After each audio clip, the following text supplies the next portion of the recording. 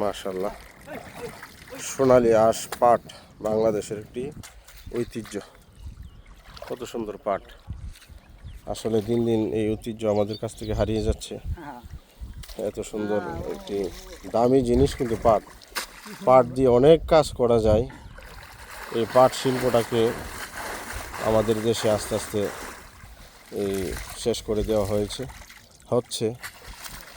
অনেকে দেশের হিতাকাঙ্ক্ষী যারা পাটটাকে, তারা এরকমভাবে বিভিন্ন কাজে লাগানোর জন্য পরামর্শ দিচ্ছেন। কিন্তু উপরের পর্যায়ে থেকে যদি এরকম সাহায্য সহযোগিতা, বুদ্ধি, পরামর্শ সব কিছু না থাকে, আসলে সাধারণ মানুষ কিন্তু তার যথাযথ মূল্যায়ন পাচ্ছে না। মাশাআল্লাহ, চমৎকার।